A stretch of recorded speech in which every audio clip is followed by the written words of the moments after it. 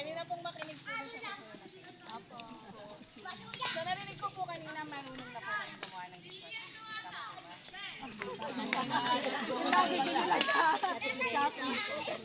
Happy maririnig ko po kasi kanina. Sabi mo dito. Opo. So, kamusta naman po yung sa mga gumawa na po? Sabi po kayo. Yun po ay iba po ang formulation. So, ito po ay iba naman po. Yung sa Shopee, hindi pa po namin nantay yun. Pero, yes, marami nga pong na-order sa Shopee.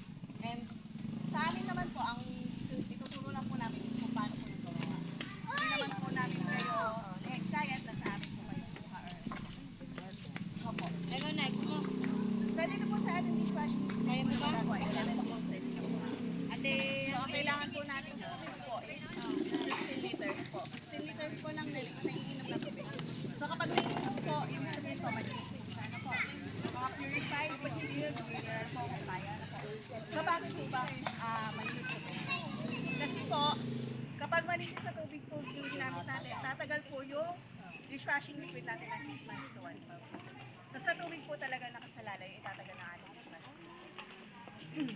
Kasi based on experience din po, kapag tap water po yung ginamit natin, medyo naiiba po yung amoy niya sa katagalan. Opo.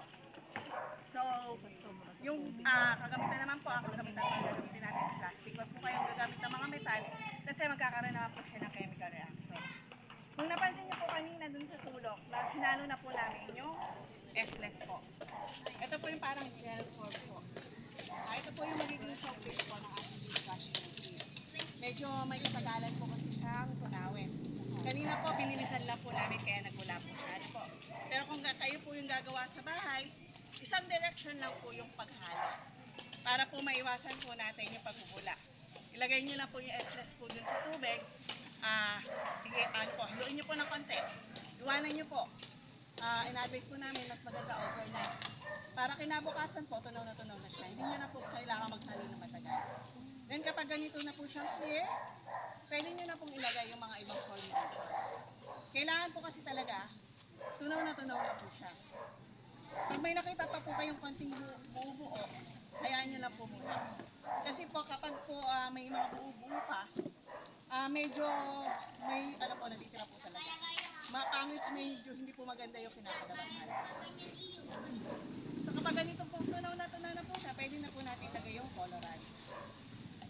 So in-advise din po namin sa paggawa po, ihahanin nyo lang po para sunod-sunod na po yung mga gagamitin natin.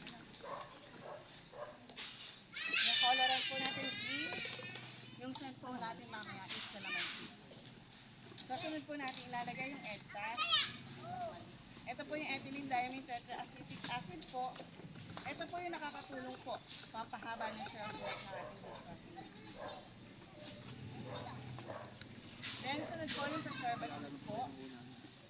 Ito man naman po yung nakakatulong po para makaiwas po tayo sa kontaminasyon. talagang takal na siya. Apo, takal-takal na po siya, isang set na po. Lagay na lang po tayo ng lagay. So sunod po yung antibac po. Ito naman po yung para po makaiwas tayo sa mga bacteria at sakit-sakit po. So lalo na po nung nag-pandemic, nauso po sa market yung mga products na may mga antibac. Then sunod po yung diffuser. So ito naman po yung nakakatulong po, pampatanggal sebo po para sa mga magasin.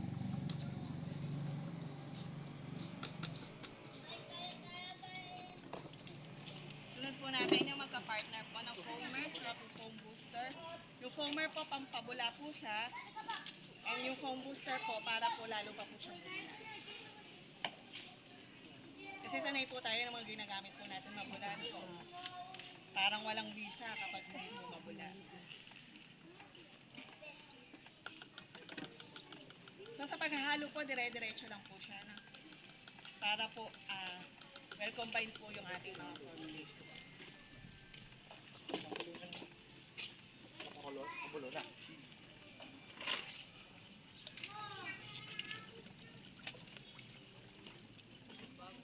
Hindi, anak tulog eh. Masama ang loob ko eh. Paano hindi matutulog? So, sunod po natin ilalagay yung scent po. Kalamansi scent nga po. Naamoy niyo na po. Mabango po.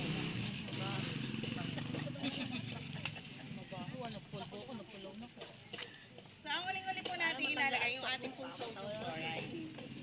So, ito po ay kapamilya po ng ating asin sa kusina.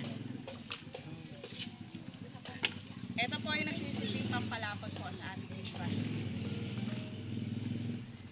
So, dahan-dahan lang po yung paglagay.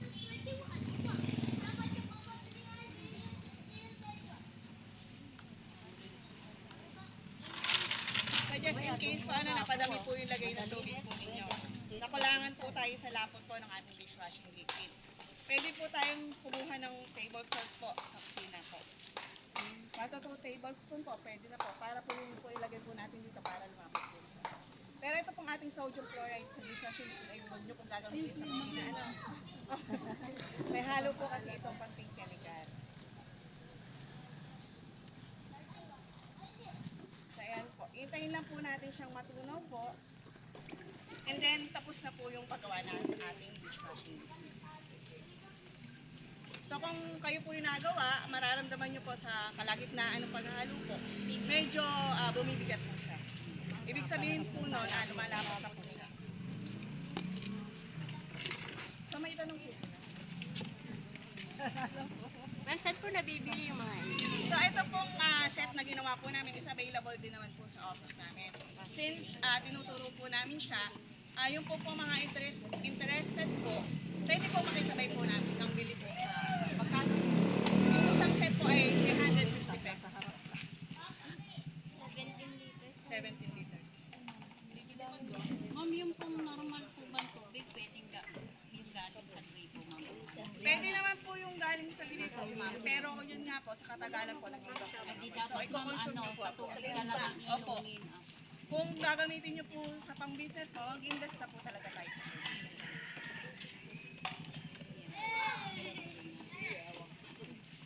So may tanong pa po. So ito po ay i-rest po natin. Pero since sa demo po tayo ngayon, isasalin na po namin siya sa bote po. Pero sa totoong buhay po, pwede po natin siyang i-rest po muna ng mga kahit overnight po. Para lang po sigurado po tayo tunaw na po siya. Tatakpan po siya. Opo, tatakpan. Bukas naman. Para po hindi po siya madumi. Malinaw lang po siya. Hindi ari sa timba. Tubig din po. Ay, hindi. Pwede kaya na madaling babaho daw pati pag nagtagal. Kaya para may ibang giswa, kailangan talaga. Para daw po bumabaho daw. Ako kantakin eh. Bawal pati yung hahaluan niya. Lalong mas madali na. Yan, nakabili ka. Lalagyan mo ng tubig.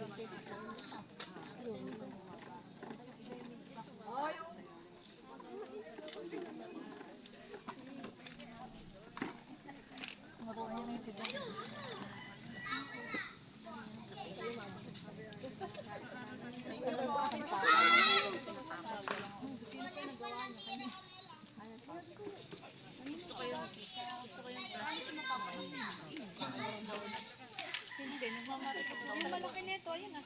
Ayan, okay na po. Pwede na po tayo makinig. Bago na po tayo sa paggawa po ng popcorn. Ano po, kanina po gumawa tayo ng doormat. Dishwash po. Ngayon naman po gawa po tayo ng popcorn po. Sa paggawa po ng popcorn, nabanggit naman po ni Mamay kayo mga kagamitan po. Ano po, ang kagamitan po natin kailangan ay puro plastic po.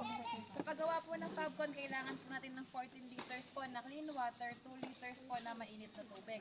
Ayun po yung ipangtutunaw natin sa ating popcorn gel. Ayan, sa pagtunaw po ng ating popcorn gel, ganito natin gagawin yung 2 liters po natin na mainit na tubig. Ano po, make sure po natin na kulong-kulo po yung mainit na tubig natin. Ano po, para po siya ay hindi magbubuo.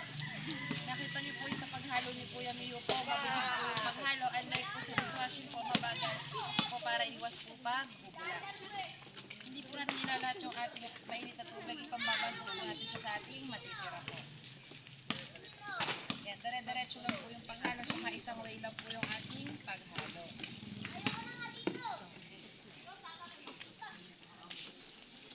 Pag nailagay na po natin yung ating congeal, susunod po natin yung ating coloring. Ang coloring po natin ay color blue po. Kasi po ang scent po natin ay sunrise po. Pag ang coloring po natin ay color pink po, ang scent po natin ay blossom po. Lahat po ng ingredients natin ay sukat na po. Sali na lang po tayo ng salin. Ano po? Make sure po natin na sunod-sunod po yung ingredients natin. Kasi po meron pong ingredients na hindi po natin pwede siyang unahin. Ano po? Yan, pag nailagay po natin yung ating coloring, susunod po natin ng ating fixative fragrance or perfume absorbent po. Ito po yung tumutulong para hindi mawala yung amoy po sa ating mga damit. Ano po? Sunod po natin yung ating antibac. Alam naman po natin kung para sa antibac. Ano po? Iwas bacteria po. Bumili na kanya-kanya ng... Sunod po natin yung ating end cap. Ito po yung nagpapanatili po ng bango sa ating mga damit.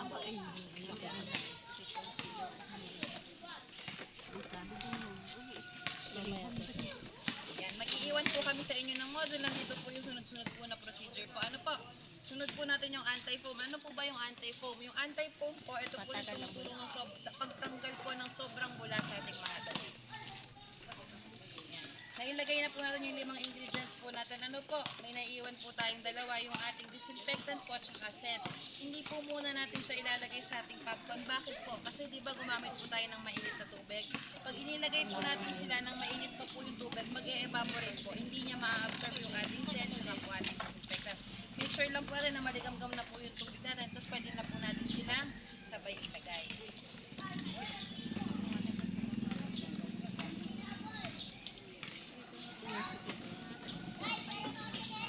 Ayan. Naaamoy niyo na po.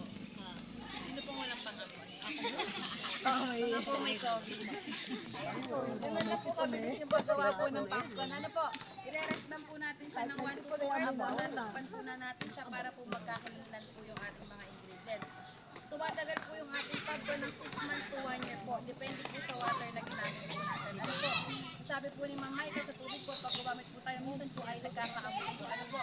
Yan. Amoy niyo po. Ayan, kung wala po tayong tanong, dako po tayo sa ating costume po. Nagkakahalaga po yung isang set natin ng 650 pesos po. 17 liters po yun, may bebenta po natin siya ng 75 pesos per bottle po.